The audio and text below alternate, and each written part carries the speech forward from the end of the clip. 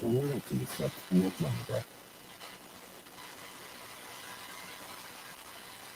Every participant is family pandemic changed the life of a tribe.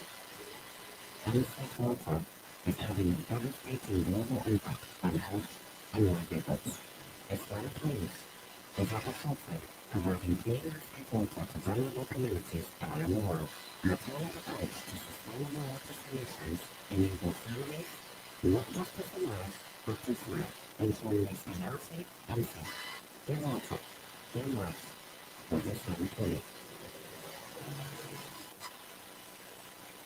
People stereotypes, moving boundaries, joining hands, surrounding media.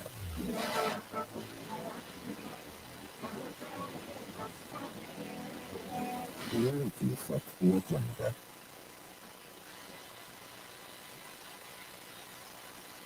Welcome back. You are tuned into Salam Media. Of course, this is News and Views on Salam Media. My name is Zai Jadwat, standing in for Julie Ali on this public holiday. Of course, yesterday was a public holiday, so automatically Monday becomes a public holiday. And I think this really is showing in the fact that, we've been trying to get hold of guests for this morning. In fact, the next segment, which was we were actually supposed to speak to the MJC about the passing of Archbishop Desmond Tutu and just their tribute to him.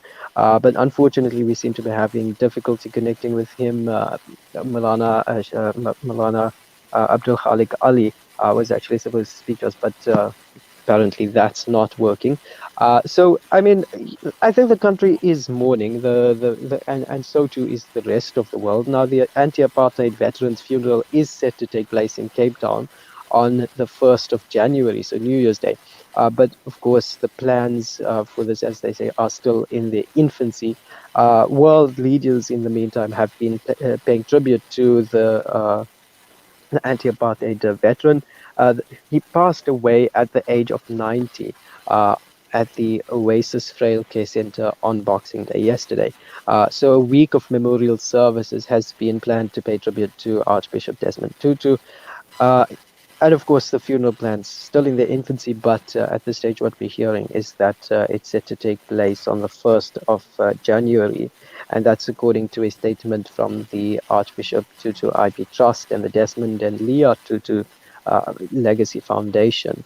Now, just looking at what this week of memorial services is expected to include. So from the 27th to the 31st of December, the bells of St. George's Cathedral in South Africa's capital will ring for more than 10 minutes, for 10 minutes rather, starting at midday in tribute to Mr. Tutu, with the Archbishop Thabo Makgoba asking all those who hear it to pause and remember him. And I mean, if we were to look at the life of this great man, someone who has quite a lot of respect in South Africa, especially for his role and contribution towards democracy.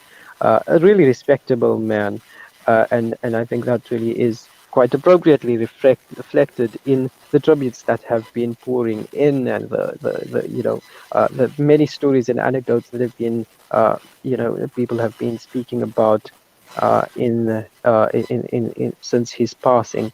And I think it's bound to happen. We've seen how, as time progresses, we seem to be losing these very senior people and the struggle icons. And yeah, I mean, it is a really sad day for South Africa, isn't it? And I think the tributes have been quite appropriate as well. The MJC saying that he really supported the Palestinian cause, and reflecting as well.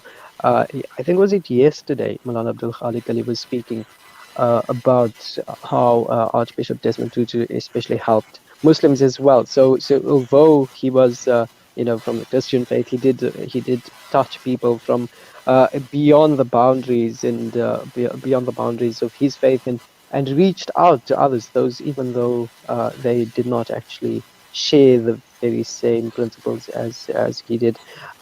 So I think, yeah, that's what we are talking about, and that's really what South Africans are talking about today. And he also had a role to play in the Truth and Reconciliation Commission, because after the end of apartheid, Tutu did chair he did chair the Truth and Reconciliation Commission, the TRC, which was set up to unearth atrocities committed by the white minority government from 1948 up until 1991, when apartheid laws were repealed.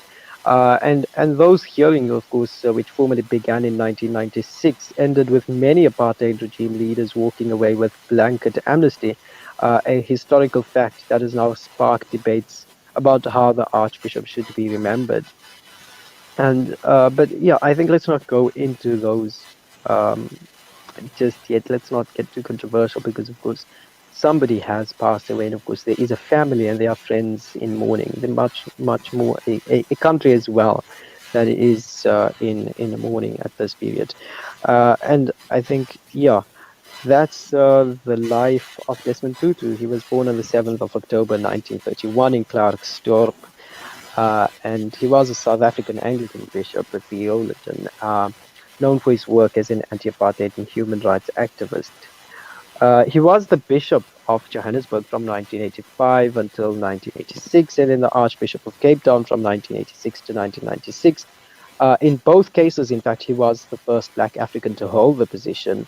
And yeah, he theologically sought to fuse ideas from Black theology with African theology. I think it would really have been quite interesting to get that perspective from the NJC, but unfortunately, still unable to get hold of him. But let's just look at Archbishop Tutu's heritage and his background. So he was born of mixed Xhosa and Botswana heritage to a poor family, as I mentioned earlier on, in Klerksdorp. And entering adulthood, he trained as a teacher, and then he got married in 1955 with Miss Leah Tutu, and they had 4 children. In 1960, he was ordained as an Anglican priest, and in 1962, he moved to the United Kingdom to study theology at King's College in London.